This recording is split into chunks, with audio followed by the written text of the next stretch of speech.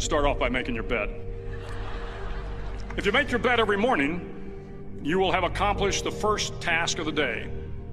It will give you a small sense of pride, and it will encourage you to do another task, and another, and another. And by the end of the day, that one task completed will have turned into many tasks completed. Making your bed will also reinforce the fact that the little things in life matter. If you can't do the little things right, you'll never be able to do the big things right.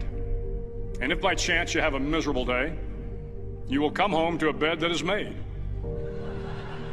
that you made. And a made bed gives you encouragement that tomorrow will be better. To pass SEAL training, there are a series of long swims that must be completed.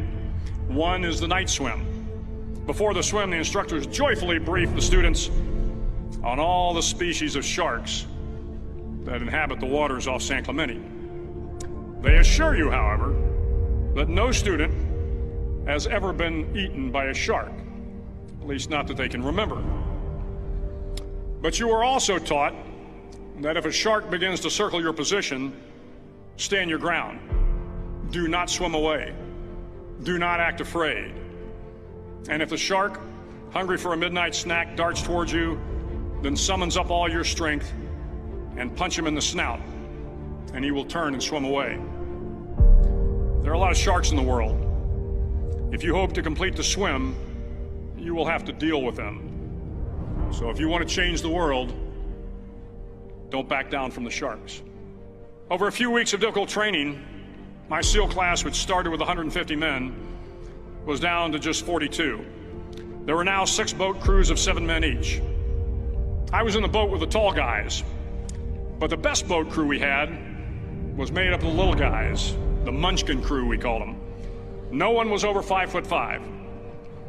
The Munchkin boat crew had 1 American Indian, 1 African American, 1 Polish American, 1 Greek American, 1 Italian American, and 2 tough kids from the Midwest. They out-paddled, outran, and outswam all the other boat crews.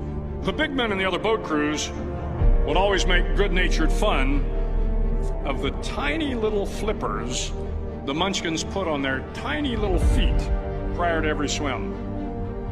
But somehow these little guys from every corner of the nation and the world always had the last laugh, swimming faster than everyone and reaching the shore long before the rest of us. SEAL training was a great equalizer. Nothing mattered but your will to succeed, not your color, not your ethnic background, not your education, not your social status. If you want to change the world, measure a person by the size of their heart, not by the size of their flippers. The 9th week of training is referred to as Hell Week. It is 6 days of no sleep, constant physical and mental harassment, and 1 special day at the Mud Flats. The Mud Flats are an area between San Diego and Tijuana where the water runs off and creates the Tijuana Sloughs, a swampy patch of terrain where the mud will engulf you. It is on Wednesday of Hell Week that you paddle down in the mud flats and spend the next 15 hours trying to survive this freezing cold, the howling wind, and the incessant pressure to quit from the instructors. As the sun began to set that Wednesday evening, my training class, having committed some egregious infraction to the rules, was ordered into the mud. The mud consumed each man till there was nothing visible but our heads. The instructors told us we could leave the mud if only 5 men would quit. Only 5 men, just 5 men, and we could get out of the oppressive cold. Looking around the mud flat, it was apparent that some students were about to give up. It was still over 8 hours till the sun came up. 8 more hours of bone-chilling cold. The chattering teeth and the shivering moans of the trainees were so loud, it was hard to hear anything.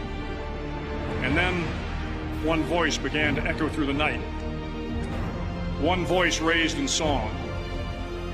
The song was terribly out of tune, but sung with great enthusiasm. One voice became 2, and 2 became 3, and before long, everyone in the class was singing. The instructors threatened us with more time in the mud if we kept up the singing, but the singing persisted, and somehow the mud seemed a little warmer, and the wind a little tamer, and the dawn not so far away. If I have learned anything in my time traveling the world, it is the power of hope. The power of one person, a Washington, a Lincoln, King, Mandela, and even a young girl from Pakistan, Malala. One person can change the world by giving people hope. So if you want to change the world, start each day with a task completed. Find someone to help you through life. Respect everyone. Know that life is not fair and that you will fail often. But if you take some risks, step up when the times are the toughest, face down the bullies, lift up the downtrodden, and never, ever give up. If you do these things, the next generation and the generations that follow will live in a world far better than the one we have today. And what started here will indeed have changed the world for the better.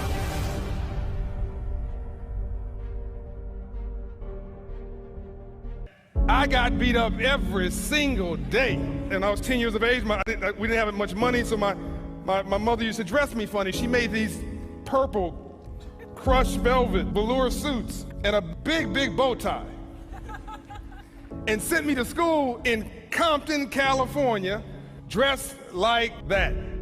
But it caused me to understand that there's a difference between being broke and being poor. Being broke is economic, but being poor is a disabling frame of mind and a depressed condition of your spirit, and you must vow never, ever, ever to be poor again. I was in India, and I had gone to this university, and I spoke there, and after I left, I got back to the hotel, and I realized I didn't have my wallet. And so I called the hotel, and I said, can you please bring the car back? They have my wallet. And they said, I'm sorry, sir, we don't have a car. That was a taxi. I became a little cynical. I went from hopeful to skeptical to cynical, and I started thinking the worst of people. And of course, I said, well, my wallet is gone. By midnight, they called and said, we're still trying. He's not answering the phone, the taxi cab driver. But at 2 in the morning, they called and said he answered his phone. His phone was off. He's coming back to your hotel with your wallet. So I get dressed and I run downstairs, and a man meets me, and the bellman translates for me in India in the dialect, and I reach into my wallet and there's $70 US. So I reach out and I say, let me give this $70 to you. This is my way of saying thank you. And the man says, no. I said, no, I don't think you understand. I'm talking about paying you. I'm talking about giving you a month's worth of your salary. One more time, he said, and this time he became a little visibly angry. He said, I told you no. I didn't bring you your wallet because I wanted a reward. I brought you your wallet because it's your wallet. So I said to the man, what can I do to be thankful to you? What can I do to say thank you? He said, the next time you're in India, come to my house and have tea. Be my friend. You gain more by giving. You get more by building. You learn more by listening. Eagles don't fly in packs. There are 3 types of birds. There are eagles, there are buzzards, and there are turkeys. Eagles are high altitude birds. They're regal. They're not arrogant, they're not pompous, but there's a certain regalness to an eagle. Then you got another kind of bird. It's a buzzard. Buzzards are always stepping on your head to elevate themselves. But the worst kind of bird is a turkey, because the turkey's got wings and can't even fly. All they do is profile. Translation, trying to be something they are not. And I'm now going to come right to you. What kind of bird do you want to be?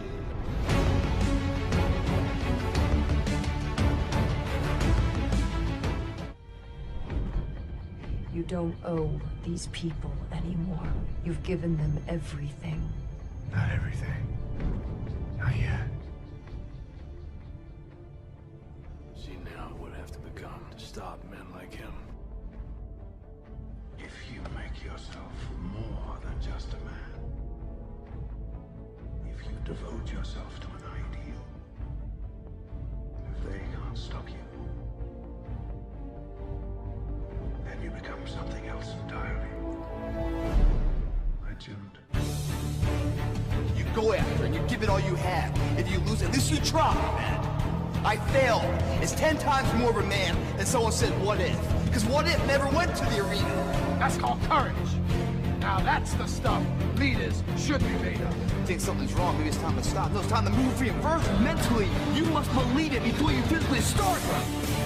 I choose to rise, not fall. I choose to live, not die. The day will be that day. Not tomorrow, not next week, but right now, right here. Belief will change my world. History will remember me. I will myself. I will never go out, not knowing I've given everything I tried.